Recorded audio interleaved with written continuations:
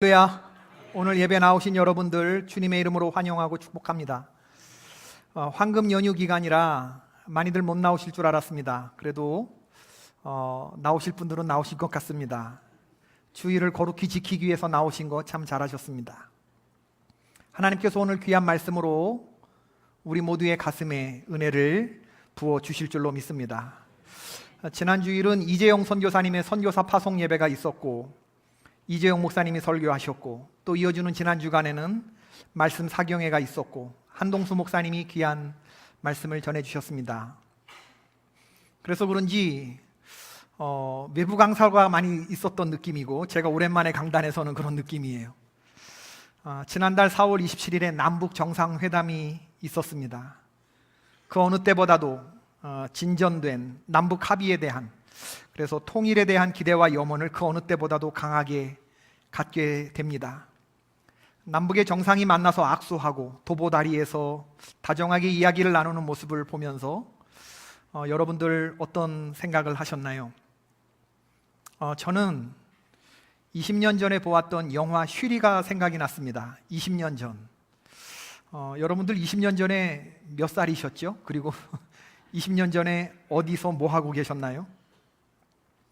영화 쉬리는 북한의 강경 세력이 남북 간의 화해 무드를 일순간에 얼어붙게 하려고 하는 계획으로 북한의 이 특수부대원을 난파시켜서 남북 화해 축구가 열리는 종합운동장을 폭파시키려고 하는 그러한 내용의 영화죠. 북측에서 난파된 요원은 김윤진이라고 하는 배우가 맡았고, 또 남측 정보부 요원 역할을 한 것은 국민 배우 한석규 씨였습니다. 두 분 다 제가 좋아하는 그런 배우들인데, 북한 공작원 여자 주인공은 자기가 수족관을 운영하는 사람으로 속이고 남자 주인공에게 접근해요. 영화의 마지막 씬은 남북 축구가 열리는 종합운동장에서 이 약혼녀의 정체를 알게 된 남자 주인공과 여자 주인공이 서로의 얼굴을 향해서, 서로를 향해서 총을 겨누는 그런 내용입니다. 어쩔 수 없이 임무를 수행하는 과정에서 이 남자가 여자의 머리에 총을 쏴요. 총알이 정통으로 여자의 머리에 맞습니다. 죽어가면서 여자 주인공이 남자 주인공을 바라보는 눈빛이 참으로 압권이었는데, 증오와 애정과 한과 그 모든 감정을 담고 있는 그러한 눈빛이었다고 생각이 됩니다. 여자 주인공은 북측 공작원이죠. 남측 이 정보부 요원의 아기를 임신하고 있었어요. 총을 쏜 남자 주인공은 2명을 죽인 셈이에요. 자기 여자친구와 자기의 아기를 죽인 셈이죠. 영화를 보면서 어쩌면 우리의 남과 북의 관계가 그런 것이 아닌가. 아내와 내 아기, 세상에서 더없이 가까운 관계이지만 결국에는 죽일 수밖에 없는, 결국에는 우리의 주적일 수밖에 없는, 우리의 관계는 이런 식으로 끝날 수밖에 없는 운명인 바로 그런 관계가 남북 문제가 아닐까, 그런 생각을 해보았습니다. 20년 전에 저는 군인이었거든요. 영화가 비극적으로 끝나면서 주제음악이 흐릅니다. I could build a mansion that is higher than the tree. 아세요? When I dream of you. Maybe someday you will come true. Maybe someday you will come true. 남북 정상회담이 끝나고 한미 정상회담이 이번 달 22일에 열리고 또 북미 정상회담이 열릴 예정이라고 하니까 하나님이 우리 민족에게 은혜 주셨으면 좋겠고, 그리고 또 우리 민족의 통일에 협력을 해줄 4대 강국이 있지 않습니까? 중국과 러시아, 일본, 미국에도 같은 은혜를 주셔서 모두가 다 평화롭고 잘 사는 그런 세상이 왔으면 좋겠다, 이런 세상을 소망하고 기도해야 할 줄로 압니다. 5월은 가정의 달입니다. 5월 5일은 어린이날이고, 5월 8일은 어버이날이고, 5월 15일은 스승의 날이고, 5월 21일은 부부의 날입니다. 부부의 날. 21일인 것은 둘이 하나가 됐다. 그래서 5월 21일이 부부의 날. 5월은 가정의 달이에요. 아마 가정의 달에는 가정의 설교를 해야 한다는 부담감들이 목사들에게 있을 것 같습니다. 가정이 너무나 귀중한 곳이기 때문에 가정을 설교해야 되는데, 그래서 저도 결혼을 26에 했는데 조금 늦게 결혼한 감이 없지 않습니다만은 목사 한 수를 값받았을 때 26에 목사가 됐고 결혼도 하고, 그때는 참 용감하게 이 가정의 달 맞이해서 설교했던 것 같아요. 행복한 가정을 이루는 10가지 법칙, 부부간에 지켜야 할 부부 10계명 이런 식으로 아주 강하게. 그런데 아이 낳고 키우다 보니까 점점 자신이 없어지는 거예요. 나도 못 지키면서 누구한테 무슨 가정의 법칙이냐 이런 생각이 들고, 그 다음엔 좀 약해져서 행복한 가정을 이루는 3가지 제안 이런 정도 10가지 법칙에서 많이 다운됐어요. 한 3가지 제안 이런 뭉뚱그려서 둘이 뭉술이 이렇게 넘어가게 되는 거예요. 그러다가 이제 40대 되고 50대 되고 그러면 이제 가정에 대한 얘기 하지 않습니다. 자신이 없어서. 제가 이번 말씀 사경회 때 강사로 오신 한동수 목사님한테 돌아오는 주일이 이제 어린이 주일이고 가정 주일 이런 설교를 해야 될 텐데 부부간의 가정의 가장 근본적인 관계를 이루는 부부간의 얘기도 해야 될 것이고 부모와 자녀 간의 얘기도 해야 될 거고 또 부모님에 관한 얘기도 해야 될 텐데 어떤 설교를 할 거냐 물었더니 나는 가정 설교 안 해 그러시더라고요. 왜 그러냐 그랬더니 이민교회 이중문화 가정에서 성경에 나오는 가정 얘기를 제대로 하면 상처받으실 분들이 너무 많다는 거예요. 자기 교회에는 정말 사마리아 여인 같은 분들이 있대요. 결혼을 5번을 하고 지금 있는 남편도 내 남편이 아니니 이렇게 살아가시는 분들이 있다는 거예요. 어렵습니다. 가정 설교하는 것은. 가정이 너무나 중요한데 이런저런 이유로 가정에 관한 말씀을 전하지 못하게 하는 요소들이 너무 많죠. 태초에 하나님은 가정을 창조하셨고 태초에 사탄도 가정을 선택했습니다. 하나님은 가정을 이루셨고 사탄은 가정을 무너뜨렸죠. 제가 지난주에 택시를 탔는데 어딜 가는데 라디오 방송에서 여성시대인가 뭔가 하는 이런 방송이 나오더라고요. 아내들에게 물었습니다. 남편과 살면서 당신들이 들은 말 가운데 가장 상처되는 말이 뭐냐? 그때 어떤 분이 대답하기를 남편이 자기한테 그랬다는 거예요. 나는 네가 불편해. 다른 말은 다 참겠는데 이 말만큼은 자신이 남편과 같이 사는 자체를 부정하는 듯해서 이 말이 너무 상처가 돼서 내가 남편한테 불편한 존재인가 너무나 상처가 돼서 한참을 울었다고 했습니다. 또 어떤 분은 말씀하기를 남편이 직장을 출근하면서 하는 인사가 보통 갔다 올게, 다녀올게 이렇게 인사를 하잖아요. 근데 남편은 꼭 간다 그러면서 인사를 한다는 거예요. 여러분, 남편이 아내에게 출근하면서 갔다 올게 라고 말을 했다면 갔다의 포커스가 있어요? 올게의 포커스가 있어요? 올게의 포커스가 있잖아. 내가 지금 어쩔 수 없이 먹고 살아야 되니 내가 돈 벌러 나가지만 내가 돈 벌고 들어오면 다시 내가 당신에게로 온다. 올게, 갔다 올게, 그때 동안 잘 기다려. 이 올게의 강조점이 있어야 되는데 간다 간다 이건 통보도 아니고 인사도 아니고 가게 돼서 시원하다는 말인가? 가서 다시 안 온다는 말인가? 홀로 남겨진 것 같기도 하고 버려진 것 같은 느낌이 들어서 영 섭섭하게 느껴지더라 그런 얘기를 했습니다.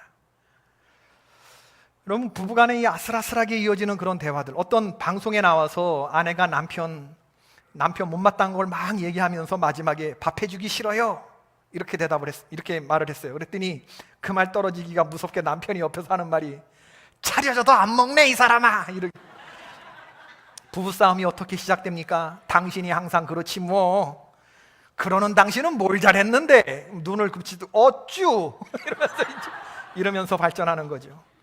사도 바울이 빌립보 감옥에 매맞고 갇혔던 적이 있었는데 한밤중에 실라와 바울의 찬양 소리, 성령이 역사하셔서 지진이 일어났죠. 옥문이 열리고 죄수들을 묶었던 착고가 풀어지는 역사가 일어났습니다. 간수장이 깜짝 놀라 달려와 보니 옥문이 열렸고 죄수들이 당연히 도망갔을 거라고 생각하고 그 죄수들을 놓친 무서운 책임감 때문에 자결하려고 했을 때 바울이 붙잡습니다. 우리가 여기 있으니 가만히 있으라. 내 몸을 상하지 말아라. 간수장이 깜짝 놀랍니다. 옥문이 열리고 지진이 열린 것도 그런데 죄수들이 다 그냥 있는 것을 보고 너무 놀랐죠. 그 순간 그는 거룩한 두려움에 압도되어서 바울에게 묻습니다. 선생이여, 내가 어떻게 하여야 구원을 얻을 수 있습니까? 그때 바울이 했던 유명한 대답이 뭐냐면 주 예수를 믿어라. 내가 구원을 받으리랍니까? 너와 내 집이 구원을 받으리랍니까? 너와 내 집이 구원을 받으리라. 우리가 예수님을 제대로 믿으면 구원이 나뿐만 아니라 우리의 가정으로 거룩한 영향력이 확대된다는 것을 우리들이 알아야 되는 것이죠. 오늘날 많은 성도님들의 가정이 참 어려움을 겪는 줄로 알아요. 아이들도 그렇습니다.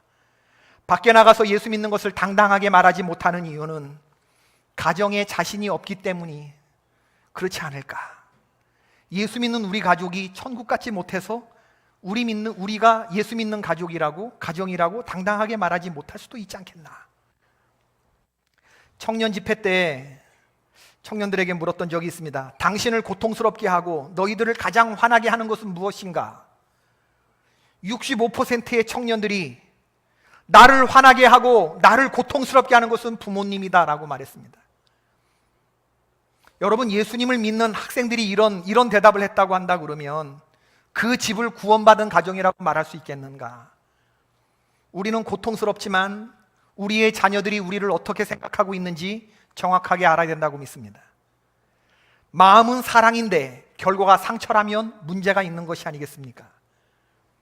우리가 가정에 대해서 저지르는 치명적인 실수가 뭐냐 하면 우리는 가정은 막해도 된다고 하는 그런 소홀히 해도 된다고 생각하는 거죠. 직장과 가정 둘 중에 문제가 생기면 우리는 직장부터 뛰어가지 않습니까? 우리가 가정을 소홀히 생각하니까 우리의 가정이 망가지는 것이죠. 여러분, 우리 가정을 무너뜨리고자 하는 사탄 마귀의 역사가 있다는 것을 생각하셔야 합니다. 마귀는 태초부터 가정을 무너뜨린 존재고 에덴 동산에서 창조 때나 지금이나 똑같은 방식으로 사탄 마귀는 우리의 가정을 무너뜨리려고 하고 있다는 것을 기억할 필요가 있어요. 제가 이런 말씀을 드리면 어떤 분들은 목사님 맞아요. 제 남편을 보면 이건 사탄 마귀 역사예요. 제 아이들을 보면 이건 마귀가 역사하는 것 같아요. 이러는 분들이 계실지 모르지만 여러분, 착각입니다. 여러분, 이 나만 생각하는 이기심, 자기중심성, 그 타락한 마음, 그건 우리들에게는 없나요? 나 자신에게는 없나요? 남편이 마귀고 자식이 마귀가 아닌 거죠. 창세기 2장 23절에 하나님이 부부를 처음 만나서 가정을 이루게 하실 때 아담을 잠들게 한 후에 그의 갈비뼈로 하와를 만들었죠. 그때 하와가 걸어오는 것을 보고 아담이 했던 건 말이 아니라 감탄사였습니다. 이는 내 뼈 중에 뼈요 살 중에 살이로다. 우와, 저 여인은 남이 아니라 나 자신이구나. 나보다 더 나 같은 나구나. 이게 하나님이 우리에게 부부로 만나게 하신 이 가장 기본적인 창조의 원형인데, 그 다음에 선악과 따먹고 난 후에 완전히 바뀌죠. 한 장 딱 뒤에 넘어갔는데 창세기 3장 12절에 아담이 이르되 하나님이 주셔서 나와 함께 하신 여자 그가 그 선악과 나무 열매를 내게 주므로 내가 먹었나이다. 남편이 아내를 고발합니다. 동시에 하나님에게도 은근슬쩍 책임을 전가합니다. 하나님, 내가 따먹은 거는 내 책임이 아니라 내 아내가 잘못한 것이고 그 아내를 나에게 준 당신에게도 책임이 있습니다. 이런 얘기예요. 당신이 저런 여자를 나에게 주지 않았느냐. 이건 자기만 살겠다는 거지, 자기만.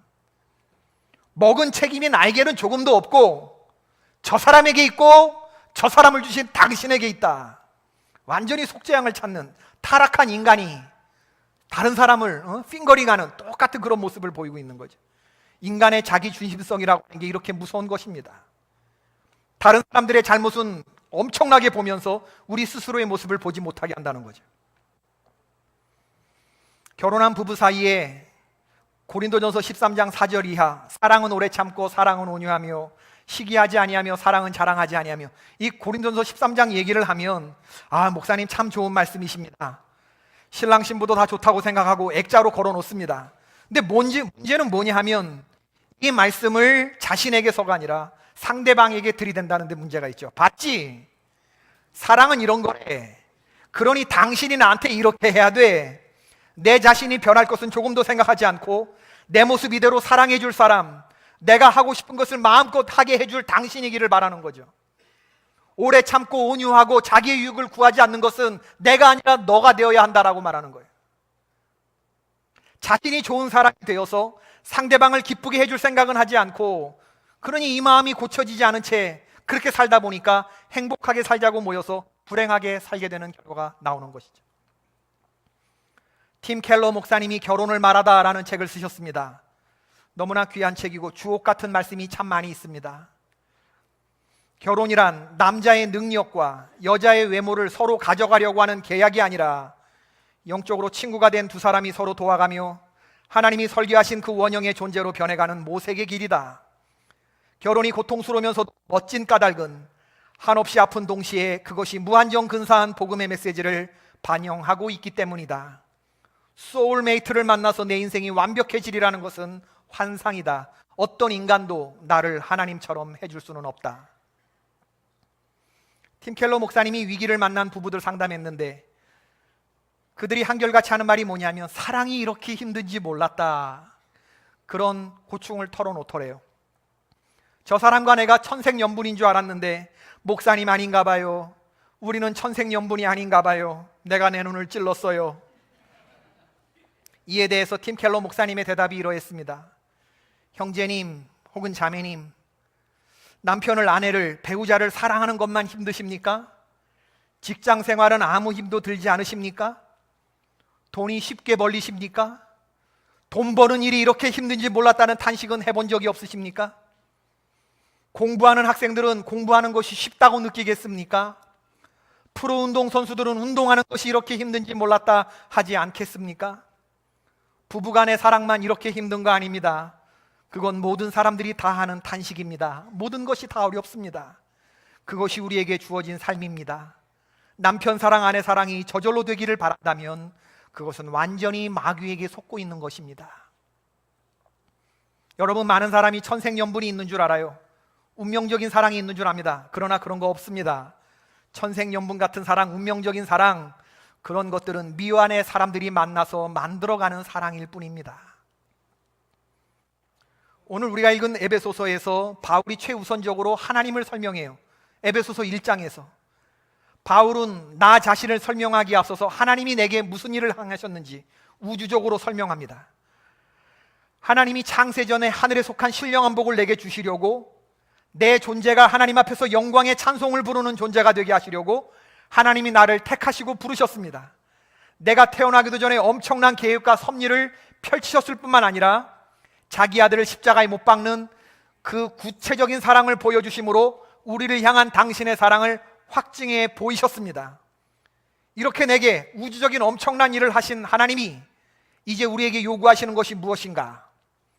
예수 그리스도의 피로 죄사함 받은 우리들이 흠과 점이 없는 모습으로 부활을 살아내기를 바라시는 그 주님이 부활을 실천하는 그 첫 번째 현장으로 가정을 얘기하고 있다고 하는 겁니다. 남편들아, 아내들아, 자녀들아, 부모들아 하면서 지금 사도 바울은 우리가 접하고 사랑하는 가장 가까운 관계들의 이름을 불러내고 있어요. 남편들아, 아내들아, 부모들아, 자녀들아.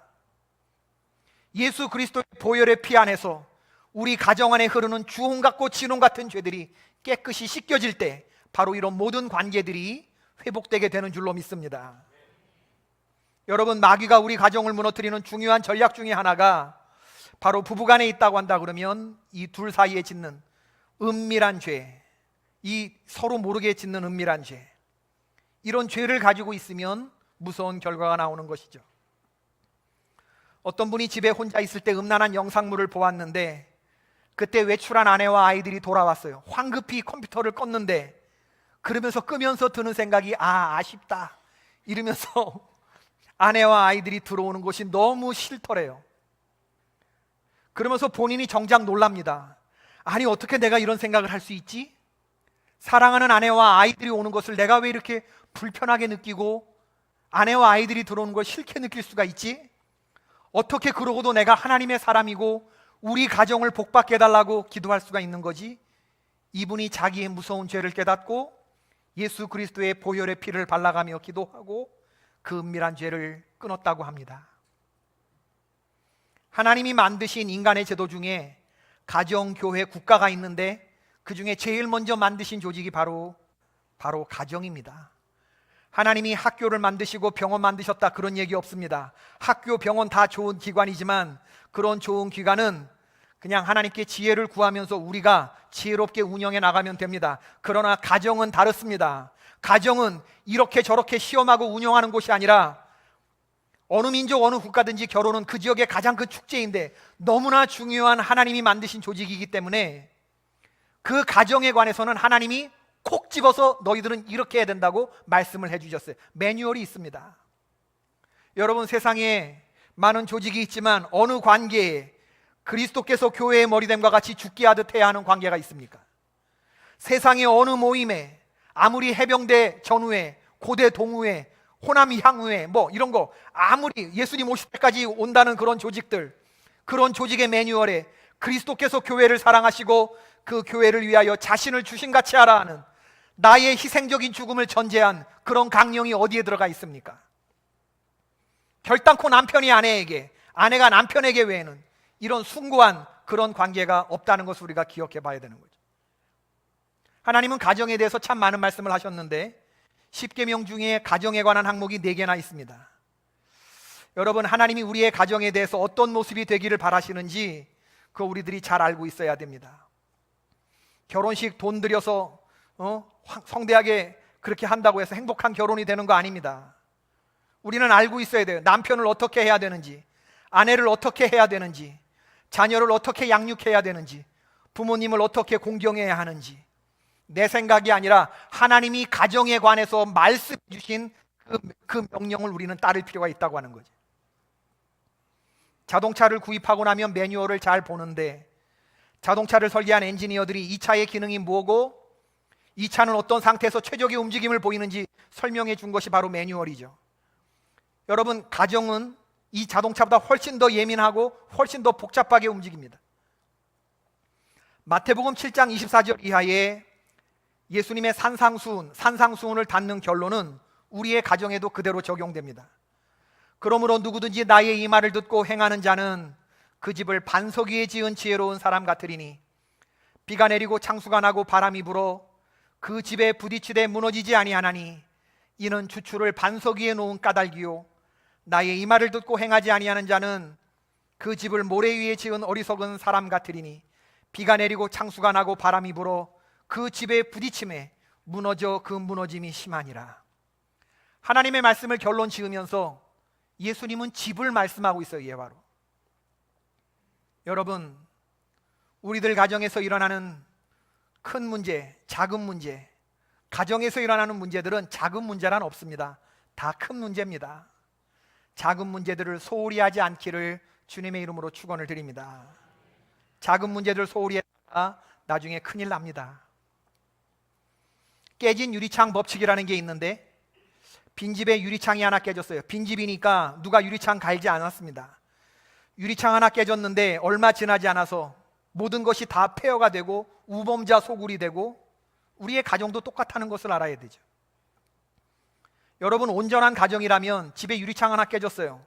그거 그냥 둡니까? 아니면 금방 갑니까? 금방 갑니다. 금방 갈아야 집이 온전하게 유지가 되고 금방 갈 때 그 집에 사는 사람들이 온전한 사람이죠. 부부 사이에 혹은 부모와 자녀 사이에 창문이 하나 깨졌습니다. 관계에 금이 갔습니다. 그러면 시급히 해결해야 됩니다. 깨진 유리창, 깨진 관계 그대로 두면 이건 무슨 얘기냐면 동네 사람들 우리 집 빈집이에요. 우리 집 비었어요. 사탄마귀 초청하는 겁니다. 와서 마음껏 죽치고 놀라고 초청하는 거예요. 초청하는 거예요. 여러분, 유리창 하나 깨진 거 그거 잘 작게 보시면 안 됩니다. 작은 문제란 가정이 없어요. 다른 가정들 다 그렇게 살지 않느냐? 다른 가정들 다 창문 한두 개쯤은 깨진 채 살아가지 않느냐? 우리 가정만 그런 것이 아니지 않느냐? 그렇게 생각하지 마십시오, 여러분. 도대체 그렇게 생각하는, 여러분들이 생각하는 다른 가정, 그렇게 비교하는 다른 가정은 어떤 가정입니까? 바로 그렇게 생각하는 나의 게으름과 무책임, 바로 그 모습이 사탄이 가장 기뻐하는 모습이죠.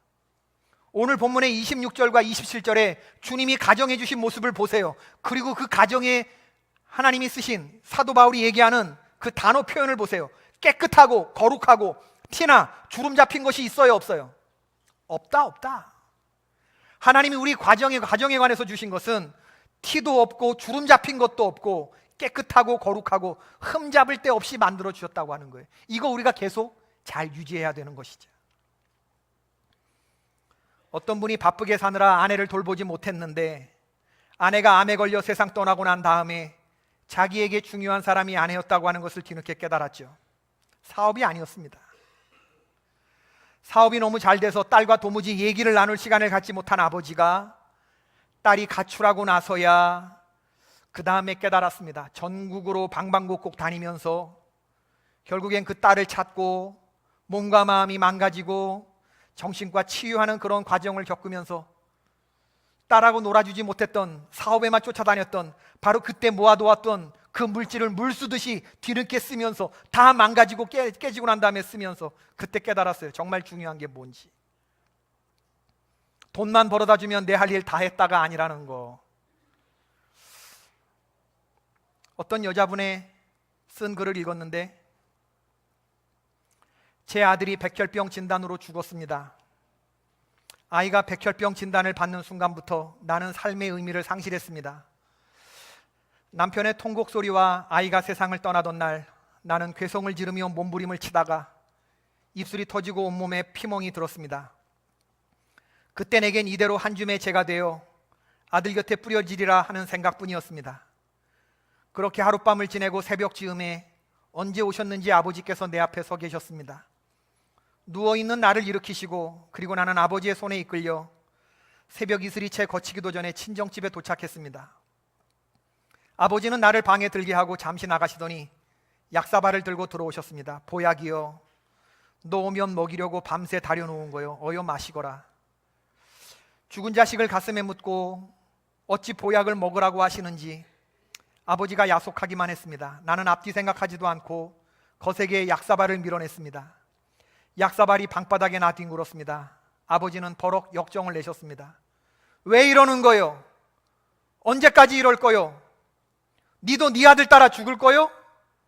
너한테 그놈이 그렇게 가슴 애리고 키 막힌 자식이면 이 애비한테는 네가 그런 자식이란 말이요. 이 애비 마음을 그렇게도 모르겠는 거요? 아버지의 목소리는 젖어들고 있었습니다. 아, 자식이 짊어진 고통의 무게만큼 아빠도 함께 그 고통을 겪고 계셨구나. 나는 아버지 앞에서 오랫동안 목 놓아 울었습니다. 그날부터 나는 얼마간 잠을 잤는데 잠결에도 군부를 지피는 아버지의 손길을 느낄 수가 있었습니다. 또 아버지는 몸도 가누지 못하는 나를 일으켜 벽에 기대어 앉혀놓고 때마다 정성껏 따린 보약과 밥을 먹이셨습니다. 그리고 내 입에 밥술을 떠넣으실 때마다 마치 주문이라도 외듯이 똑같은 말을 들려주셨습니다. 너무 애달파 말거라.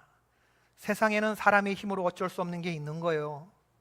그간 자식 살리겠다고 얼마나 애간장이 탔겠냐.